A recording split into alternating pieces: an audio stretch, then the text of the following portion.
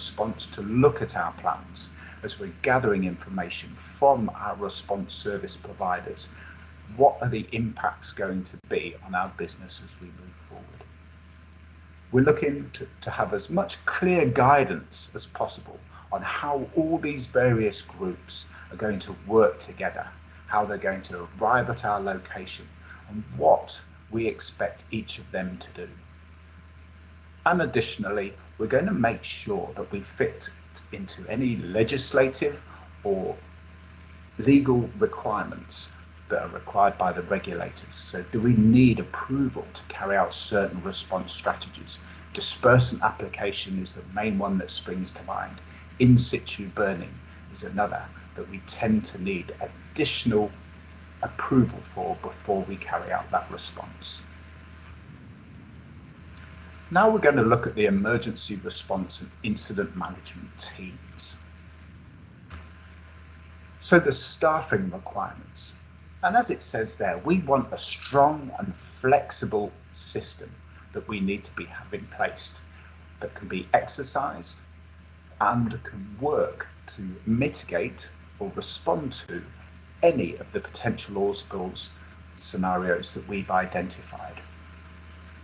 We want to make sure that each of these groups are able to carry out the actions specific to them in the event of an incident. Now, how this impacts us in this post-COVID response world is our staffing structures might have changed. Are there still people who have the experience, who have the necessary skills to be able to respond to an incident? Are they still available? If not, and we have new people or fewer people available to us, are we going to be able to restructure our team so we can still provide that high level of response or management capability that we require?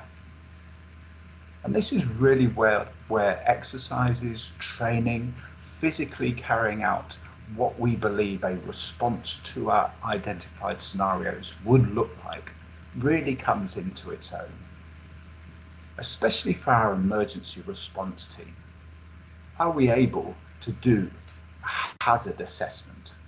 Do we have people available to us that can look at an action, at an incident, and make a clear guide that says, these are our risks, these are the things that we have to face, these are the hazards we have to be aware of when operating in this particular area?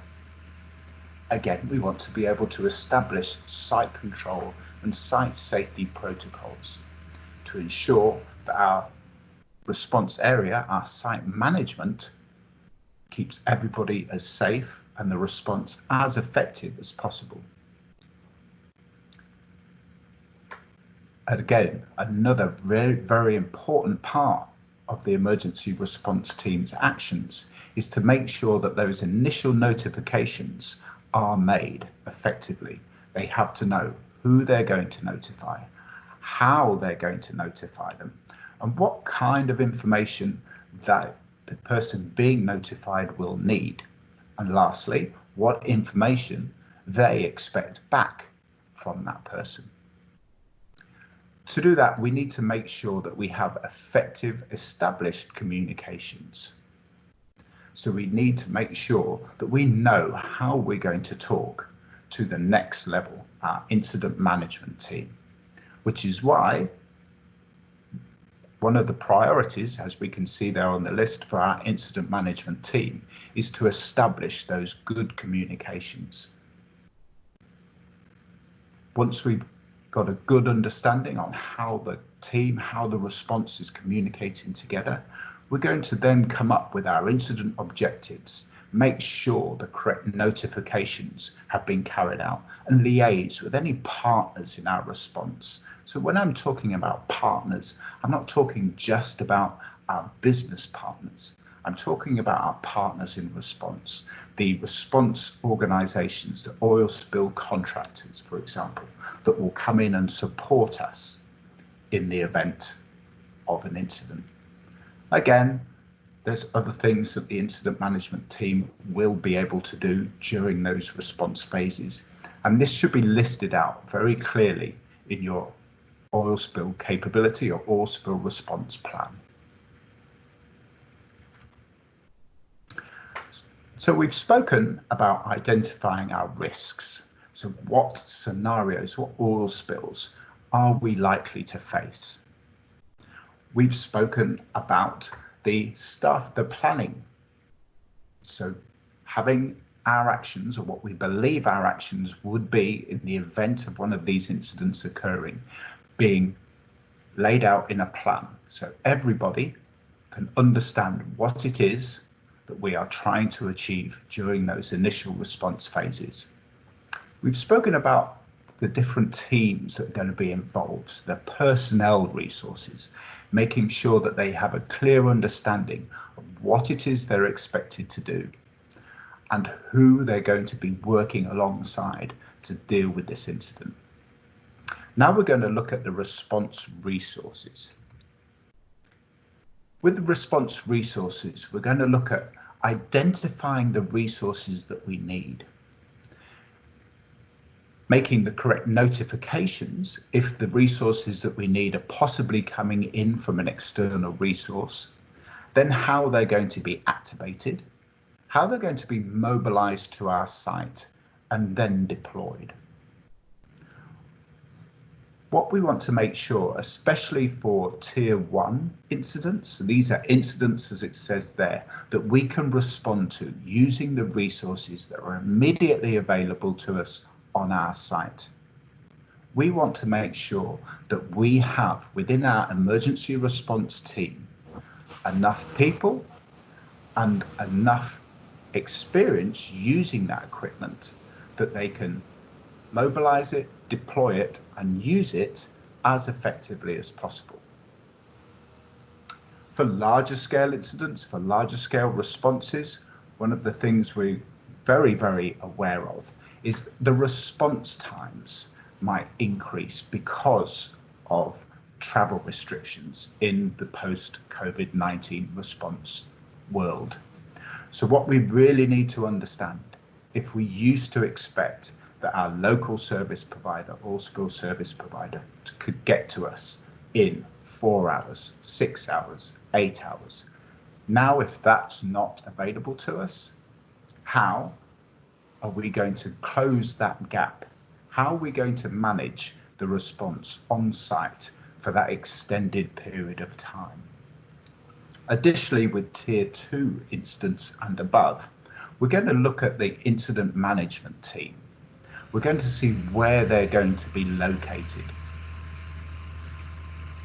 In the near future, it's very unlikely that our incident management team are now all going to gather together in the same room.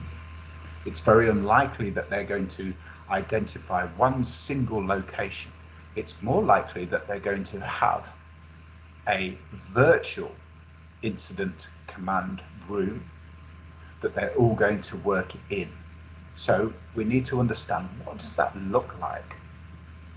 How are the communications both into this incident management team and coming back out of it going to look like?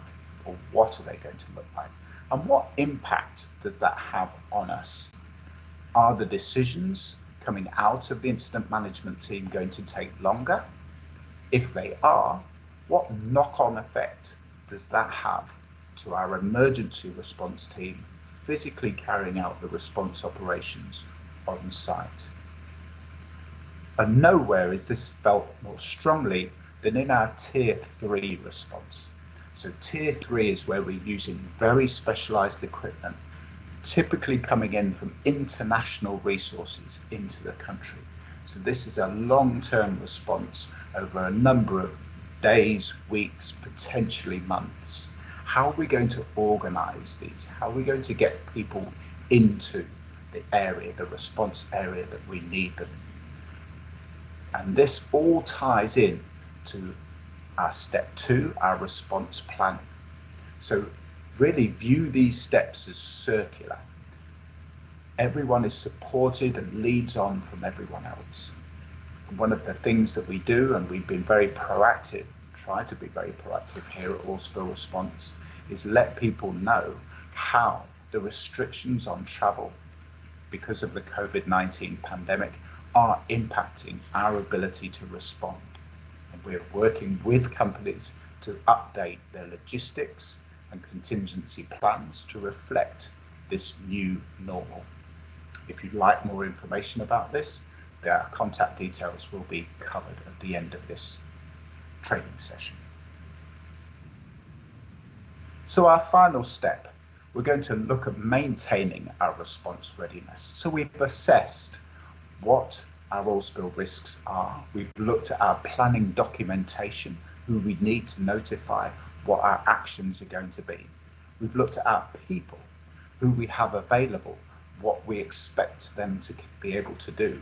And we've looked at our response resources, so the equipment that we can call upon to deal with the incident we face. Our final step in maintaining our response readiness is to make sure that all our presumptions, everything we expect to happen, does actually happen. Now, the way we can do this, regular drills, exercises, and competency training, they're all useful tools. How often should we do drills is a question we get asked very, very commonly. And it really depends upon the experience of the team you have on site. You have a very experienced team who have responded or been involved in a number of responses, then you can do less training and less drills because they already know. You have a new team or people that haven't got a lot of experience. This is when we're going to do more frequent drills and training and exercises. So the things that we can do to gauge this, to gauge how experienced the people we have available to us, is by a simple questionnaire. As I said right at the start of this training session, communication with the people on the ground, the people doing the actual role, is vital. And I've just listed out a number of simple questions. This isn't an interrogation. We're not trying to catch people out, but we just wanted to know simple things like what their role would be. If you discover an oil spill, what are you going to do? What's your first action? And as we run through the list of questions, we can really get an understanding of their level of experience, their level of competency, and then from that, we can decide this is the support, these are the drills, we've got training, these are the exercises that we can carry out to ensure that we maintain or possibly increase our response effectiveness. So as I said, All Spill Response are here to support and serve our members. And because of that, we developed a number of spills and support structures to enable you to ensure that you have the most effective response available as possible. The first thing we've got is our self-assessment tools. You'll find these on our websites. We have our Ready Check assessment and our capability review guides. So these are things. I'm sorry, could I just ask everybody to mute their microphone at the moment, please? Thank you very much. Okay, as I was saying, we have a number of self-assessment tools available to download on our website, the Ready Check assessment and our capability review guides. These are free for our members and they give a step-by-step process that we can undertake to carry out our capability review.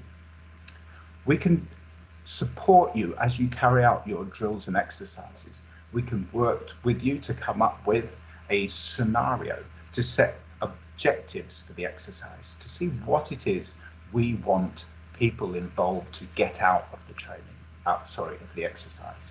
And the same with training. We can now do online and remote delivery of our training. We do published courses that you can sign up that are held at a date that tend to cover general oil spill response management techniques, or client tailored, what's specific to your site, what's specific incidences are you trying to face? We can assist you with your capability review as well. We can make sure and walk you through the process to make sure that you are being as effective as possible when you're looking at your equipment, your logistics, and your management of the incident. And last but not least, your planning. We can support you as you go through and review your plans with all spill modelling, risk assessment, your environmental sensitivities and wildlife response, to name a few. So that's brought us to the end of today's little training session. What we were trying to achieve here is just give you a guide on some of the things that we'd like you to think about when you're carrying out your own capability review. Now, All Spill Response is always here to support and assist you as and when required. You can contact us generally in a number of ways. There's 2 emails on the side there underneath our website at www.oralspillresponse.com. The first is houston@oralspillresponse.com, which will get you or put you in touch to myself, Adriana, and the team here in Houston, Texas. And there's a duty managers at oralspillresponse.com.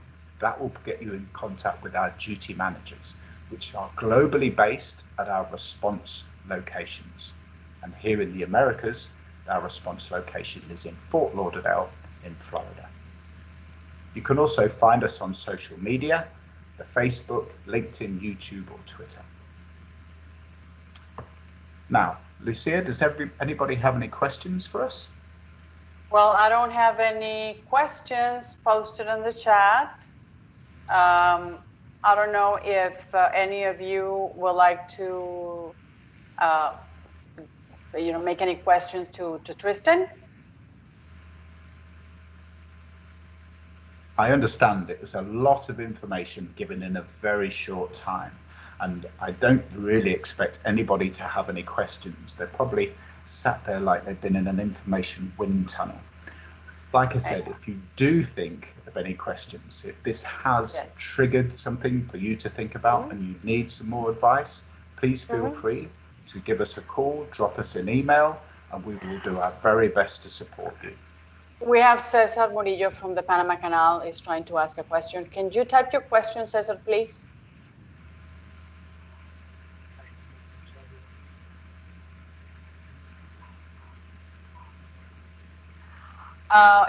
Tristan, Mr. Murillo is asking how you prepare the equipment to be ready to deploy. So you mean how you store it, or? Okay. Well, actually, let me give a general overview. So there's a number of things that we've seen in All Spill Response when it comes to Tier 1 equipment, where people purchase some great equipment. They bring it to their location, then it gets popped in a corner and forgotten about. So the 3 main things that we need to think about when we're dealing with our spill response equipment. First, we need to make sure that we have a maintenance plan for it. We need to make sure that this equipment is being inspected, that maintenance is being carried out on it, whatever that looks like, whether it's being inflated once a year, whether the oil is changed, whether the fuel is changed, whatever the manufacturer's recommended maintenance schedule is, we need to make sure that's carried out. So that's the first point. The second point is access. Many Tier 1 response resources are manhandleable, which means 1 or 2 people can carry them to the location they're needed, which works brilliantly if the response location is near where you've stored your equipment. If it's not, we need to think about access to our storage. Can we get a vehicle in there? Can people get in there? And then can it be driven or taken to where it's needed? An example of this was a project that I did in South America a couple of years ago. They had great equipment. They had a very, very good maintenance schedule. However, they had no way of getting the equipment from its storage location to the response site quickly. It would take them, in fact, 12 to 24 hours to get them to some of the locations that they were talking about. And one of the things we had to do was to break down this large stockpile and move it to various locations. Obviously, that brought additional challenges, but it's something we have to think about. And then the final thing, the equipment, the resources that you have available. Is everybody, or are the people that are going to be deploying it, moving it, using it, are they able to do so? Have they had training on this exact equipment? You know, my background is as a marine engineer. You know, I understand engines, but even I bought a new lawnmower the other week, and even that took me 5 or 10 minutes to go around very carefully and check and make sure that I understood exactly how it worked. Oil spill response equipment is no different. If you're not used to using it, it's going to take you a number of, or a certain amount of time to understand how it works. And more importantly, we want to make sure that when you use it, you're doing so safely and you're using it in the most effective manner. I hope that answers your question. We have a question now from Mr. R. Powers from ExxonMobil. He says, given the current COVID-related travel restrictions, what are you doing to test OSRL's ability to get into various American locations? And what does OSRL need from the responsible client to facilitate the movements? Great question. Thank you very much. So what you'll see on our website at the moment, Oil Spill Response have identified key countries that we could be requested to respond into. We've come up with profiles where we detailed for each country. These are the routes that we would take to get personnel and equipment in there. This is the time or how long we think it would take to get our personnel and equipment in there. This is how we're going to do it. Are we going to be able to use commercial flights? Are we going to be able to bring them in from a different location? So a brief answer to your question, yes, we have considered what our response looks like. Now, these country profiles, as I said, are available on our website. If you have any more questions, if you want some detailed facility-specific advice, then again, our duty managers and our logistics team here at Oil Spill Response are available to support you so we can really get down to the nuts and bolts when we're talking about responding to a particular area. But as a general overview, I'd start with the country guides. I will post the address for the COVID-19 readiness dashboard from OSRL on the chat at the end of this webinar. We have another question from Mr. Murillo from the Panama Canal also. He says, Clean Caribbean used to have mobilization drill to evaluate international mobilization. What do we have now? Yes, so twice a year we run major mobilization exercises, typically in partnership with one of our member organizations. The end of last year, for example, we partnered with a very large international oil company in Guyana. We ran a drill to examine exactly how response equipment, resources, and other supplies would come and support a response in Guyana. In fact, for that particular drill, it was a two-pronged attack. We were going to work out of Guyana. We were also going to work out of Trinidad. So twice a year, we run exercises that look at how we're going to respond to different locations around the globe. You're more than welcome to read the reviews from these exercises. Again, these are available on our website. If you have something specific that you would like to know, for example, how are we going to come to Panama, then again, that is a discussion we would be happy to have with you offline after this training session.